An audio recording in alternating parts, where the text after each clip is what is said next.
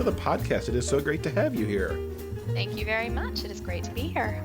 You're having kind of a re-release palooza, for lack of a better word. No, that's a really good word. Actually, I might borrow that. So I had to re-release all my books last year, but then I re-released them with Lesson 3, who recently, sadly, stopped publishing. But they did it the right way, and they gave us, everything, and I got to keep my covers, which was crazy because I've not had that happen before.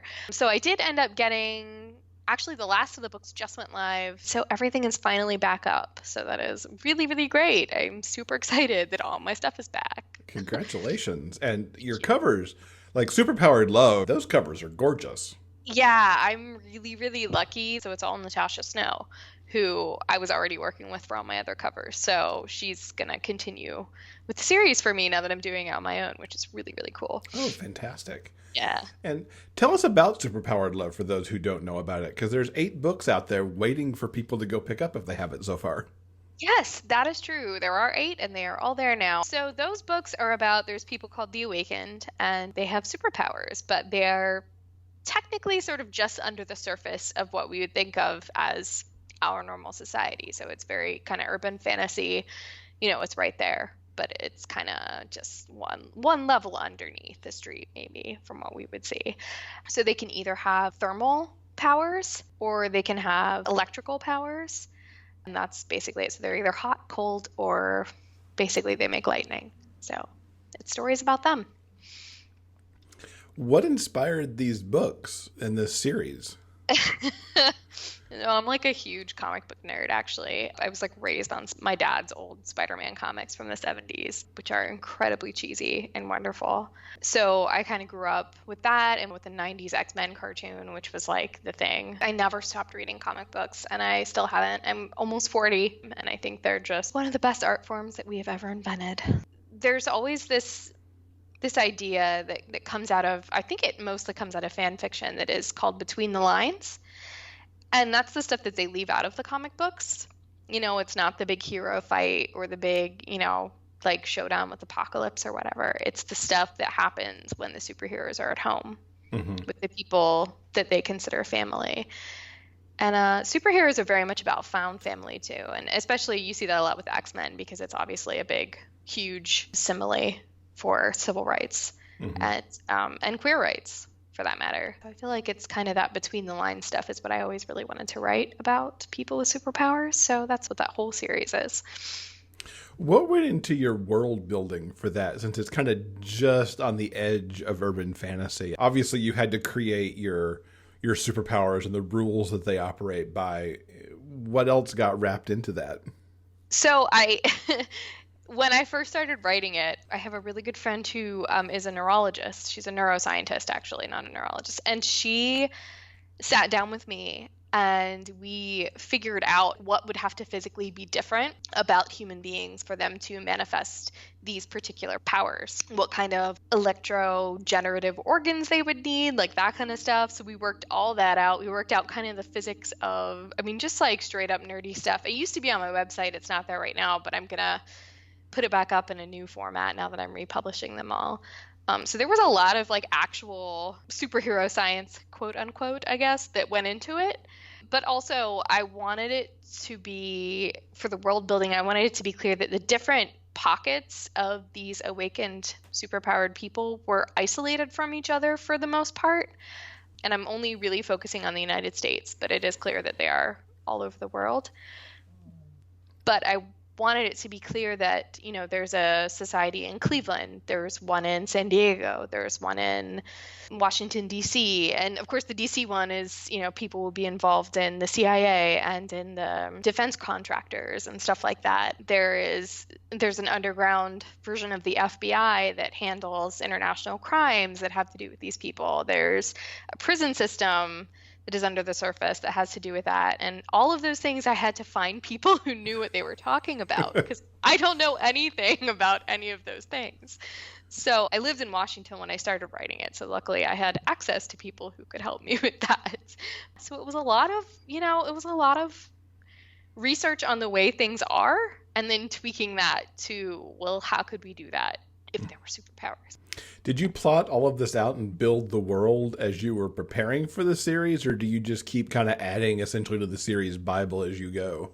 So the first 5 I had plotted before the first one was even published. So those ones I would say kind of all went at the same time. But then after that, I've just kind of been pulling stuff and just adding to the series Bible as I go. Yeah. And hoping that it makes me look like I did it from the beginning, which I just told you that I didn't. But yeah. As long as it looks like you did, that's what's important. And this is the thing with comic books too, is it pisses me off when the writers don't respect what came before them. And I'm like, if I can't even respect my own canon, I can't complain about Marvel anymore. So I try to be really careful about it. That's good, because I'm not a big comic fan, but like TV or movies, Big Bang Theory had this thing in season 10 where like it was obvious they forgot some of the stuff from like season 3. And it's like, but wait. Like, it's your own show. Like, come on, man. Exactly. Yeah. We all see it in reruns all the time, so get it right. Exactly. It's in syndication now, man. We're on this. Like, come on. Now, you're working on a 9th book in Superpowered Love. What kind of hints can you drop on that? So book 4, which was part of that initial sort of burst of energy that I had pre-2010 when I wrote the first 5, book 4 was about an FBI agent. And he's kind of a huge dick. And so that's the book that people, if they're going to get turned off, they'll get turned off in book 4. But it's called Losing Better. And I really like him because he's, I don't know, are you familiar with Dungeons and Dragons? Oh, yeah. So, okay, he's basically lawful good. Okay. Which is the most annoying alignment. But lawful good doesn't mean lawful nice. So he's like a paladin who's kind of a dick. But he always is working for sort of what he sees as the good of everyone.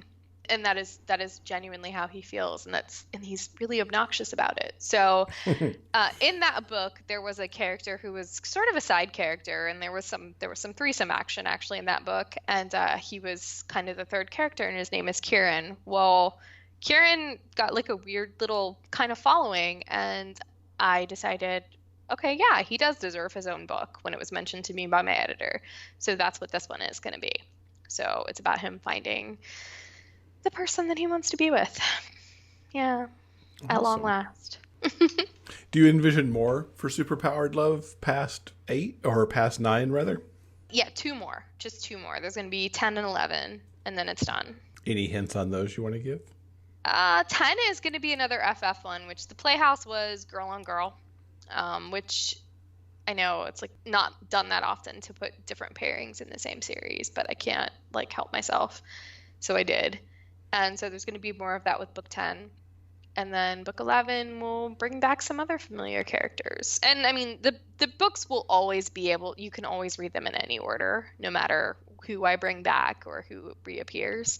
But yeah, I will bring back more in book 11. I'm done after that. I'm done with Superpowered Love. It got delayed by like the republishing thing and everything. So I was like, you know what? 11's a great number. It's a great number.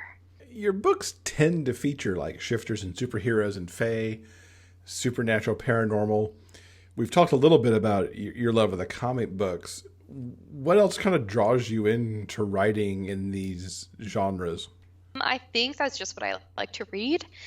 And I think the best, there's a lot of writing advice and most of it is really terrible. But I think really the best writing advice is to write what you really want to read that isn't out there already. Mm-hmm.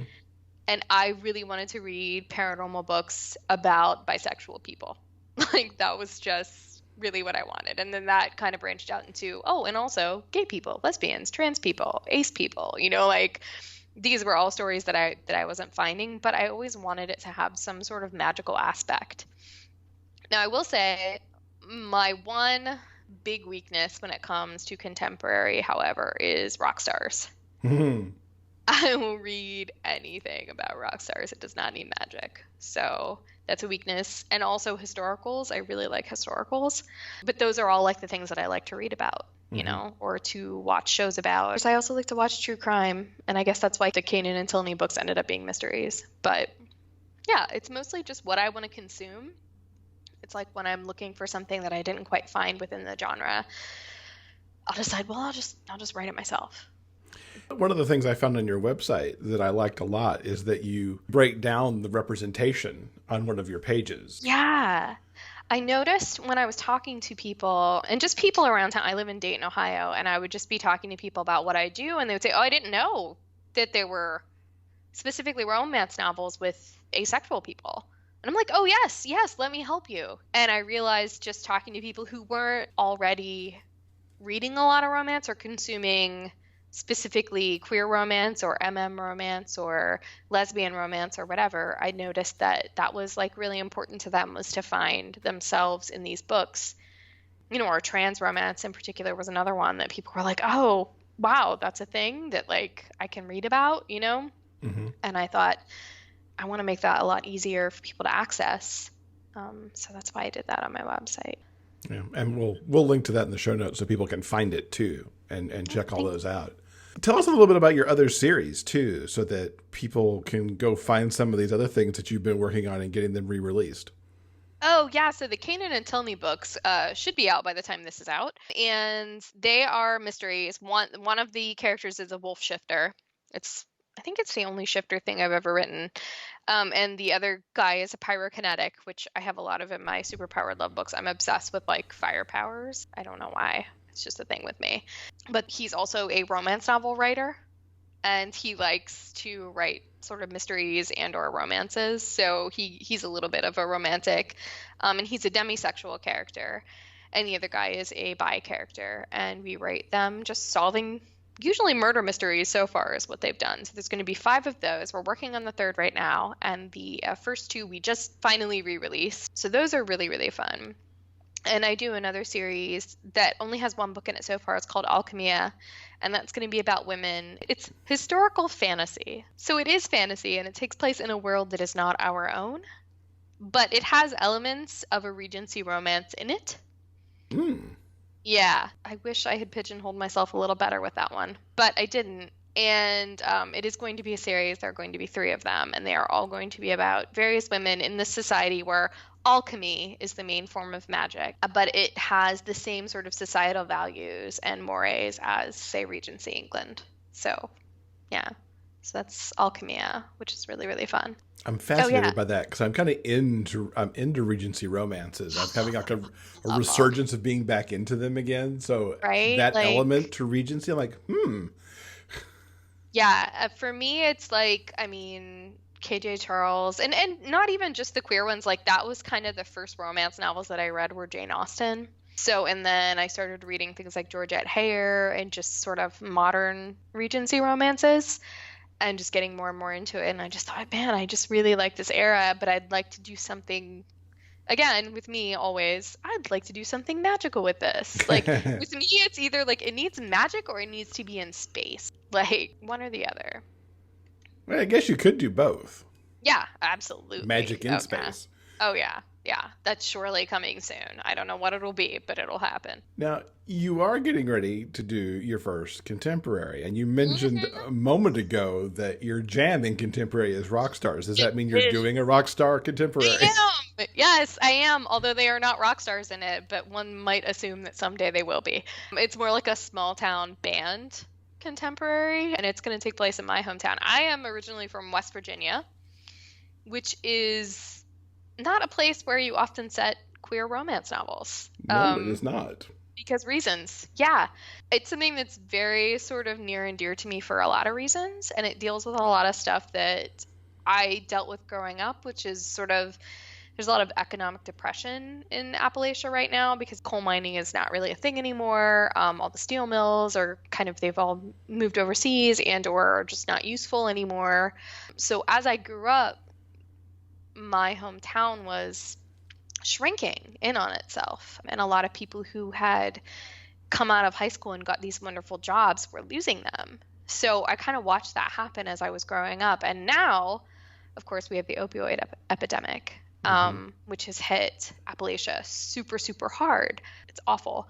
But there's still a lot of really good stuff there. And so I kind of wanted to write something that brought all that stuff together that's really important to me. And I wanted it to not just talk about those issues, but also to point out that there is hope when it comes to those things. And also, I thought there's not a whole lot I can do about the opioid epidemic, but what I can do is write a book and like donate the proceeds. It's kind of like an all-in-one for me, just in terms of, I don't know, just giving back to where I grew up. So that is actually with my editor right now. And I rewrote it like 4 times before I sent it to her. So, because I mean, it's like a weird, I have a really hard time also writing things that are super angsty, that have a lot of real life drama in them. I'm kind of usually a little bit fluffier, not always, but usually this is not fluffy. So it was definitely a departure for me, not just because it's a contemporary, but also because it's a contemporary. But there is a lot of music. So I feel like that was kind of my in there where they could always retreat into the music. Like I was reading Johnny Marr from the Smiths, like I was reading his autobiography at the time, and like Oasis had just released a new movie, and like, so I was just kind of consuming a lot of rock and roll stuff. And I was like, you know what? Now's the time. We're going to do this. Nice. Any idea when that'll be out? Are we looking by the end of this year or first of next? Yeah. So I'm thinking by the end of this year. Right now it's supposed to be December. Almost everything is in place for it. So assuming that it doesn't need mega rewrites when it comes back from the editor, it should be in December. Another thing to look forward to. Yes. Now, you've done a fair bit of co-writing. Jenna Rose, Carlin Grant, J.A. Rock. How'd you get into the co-writing, and what was that experience like for you? I love co-writing because it's always like a surprise. And I've done it differently with everyone that I've done it with. With J.A. Rock, we would like decide who was going to write a scene, but I was always like kind of either trying to make her laugh or trying to make her cry or something. We would just try and like just kind of entertain each other, I think. And then, you know, with Carlin, we had a very specific story that we wanted to tell, which is, it's the most superhero thing I've ever written. It's even more superhero than Superpowered Love because they are genuinely like legit superheroes, and that's stronger, better, faster, more. They specifically wanted to write like a trans superhero character, and I was like, yes, like now, like let's do this right now. And so that was like a specific story that we were looking to tell. And so that was really, really fun. And then with me and Jenna doing Kanan and Tilney, it was like we had both invented one of the characters each. Jenna invented the wolf shifter and I invented the pyrokinetic, and we threw them together to see what would happen. And then they worked together, which was an accident. So we were like, hey, we should write books. It all came about in just totally different ways, but they each produced their own equally weird and interesting children. I will say that. You know, you gotta like the person that you're creating them with. You have to nurture them. It is one of my favorite things to do, though. I really, really like co-writing because I feel like it's always such a surprise. I just like seeing what the other person has written, whether it's 2 seconds later or like 2 hours later or 2 days later. It's like getting a present. So it's really, really fun. You do get that new thing to read that then you get to like play with on top of reading it. Exactly. Yeah. And I love building on that. I love prompts. When I first started writing, I used to write a lot of horror, which I don't do as much anymore, but I would always purposely go and look for who was looking for short stories on a certain topic because I love prompts and just to see what direction my brain is going to go from that. And I feel like co-authoring is just nonstop like that. And I really like that about it. Let's go back in time a little bit and get the Katey Hawthrone origin story. What got you into writing?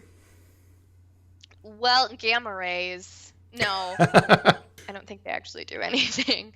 I think I always really liked to just invent stories. I always really loved to read. My parents would have company and I would be sitting under the table reading a book.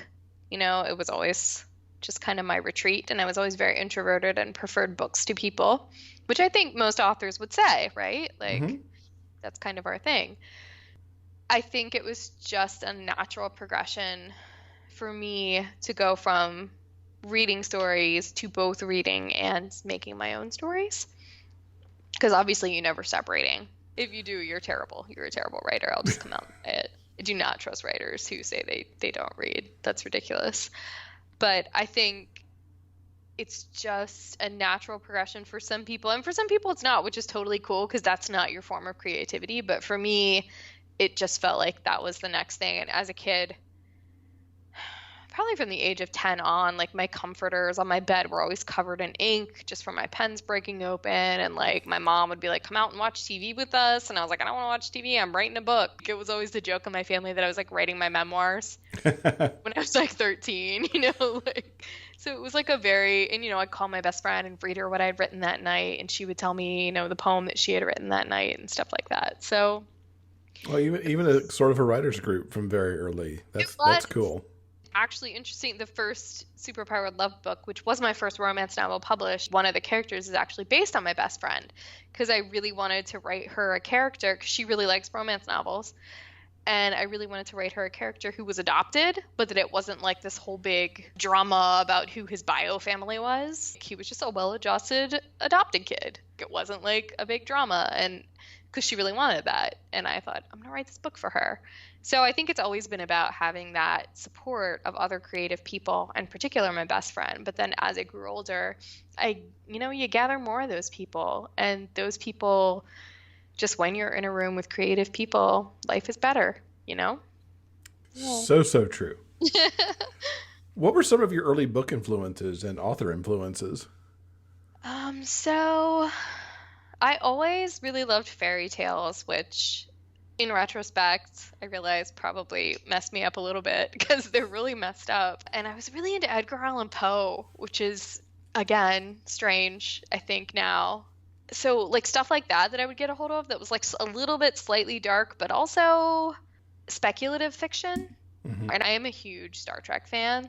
I'm a crazy Trekkie. And so, stuff that was like sci-fi or like, my brother was really into Dune. So I read all those books. He read all the Piers Anthony books too when we were kids. And I was like, oh, these are really misogynistic, but cool concepts. Do you remember these book clubs that you could get like 10 books for like 50 cents? Oh, and yeah. Then they just send you one every week, right? So my dad was in the fantasy book club. So he would get these fantasy hardbacks like every month. And I read so many of them. And he gave me like The Mists of Avalon when I was probably 12. I think I was way too young for it.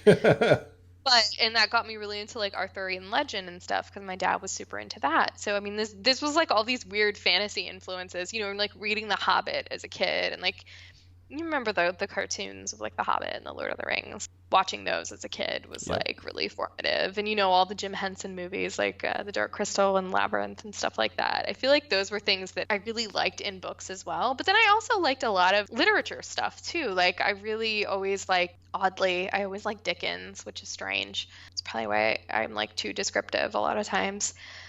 And Jane Austen and a lot of literary authors. I really like F. Scott Fitzgerald and stuff. Just anyone who had anything interesting to say about their own time.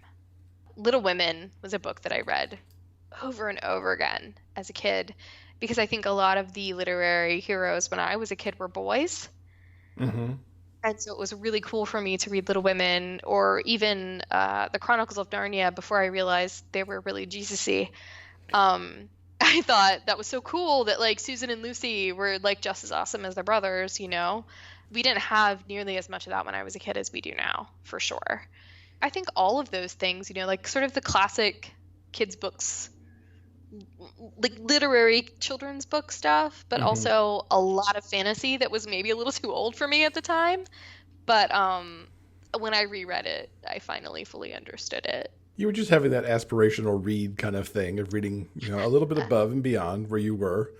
Yeah. It's like I tried to read Game of Thrones. I still remember when I was like 16 and I put it down because I couldn't believe that they had pushed Bran out of the tower.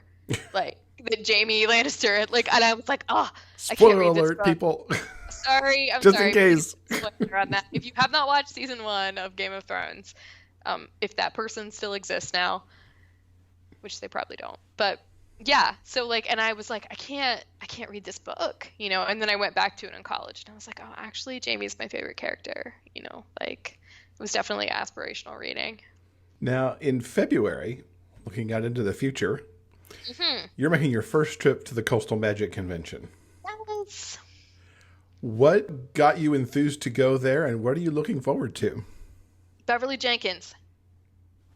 Okay. But also because, last time I was at a con with her, she ran out of books before me and I didn't get her autograph because I was at a table way across the room and I couldn't run over there in time. And I was really sad that I didn't get her autograph. But apart from her, I knew people that had gone to it for a few years, like Jay from Joyfully Jay had gone, Mm-hmm. and I think Jay Rock was there one year, and just different people that I knew, and they had just said that it was so chill and like it was great. And honestly, I haven't been to a beach in forever.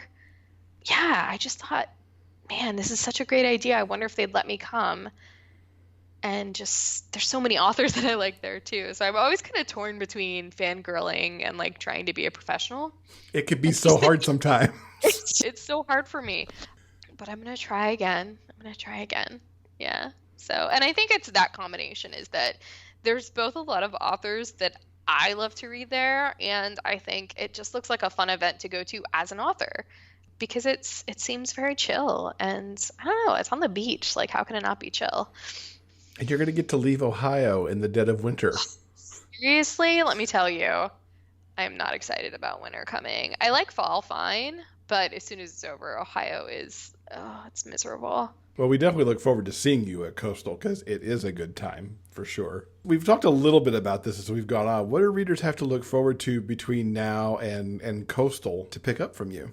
Right, so finally, a lot of my new stuff can happen because all the old stuff is finally out there. Let me see, between now and February, definitely a new Witchy Boys. And Witchy Boys is a thing that I do in October. It's usually just like 2 short stories that I release together. There has been one couple, their name is Thackeray and Matt, and they've been consistent through all 3 books. Otherwise, it's just like cute little stories about boys who are witches and do sexy things. So that will happen. And then hopefully that book that I talked about set in West Virginia. The contemporary. Yeah, the contemporary. And it's called The Rise of Virginie, which is just the name of their band is Virginie.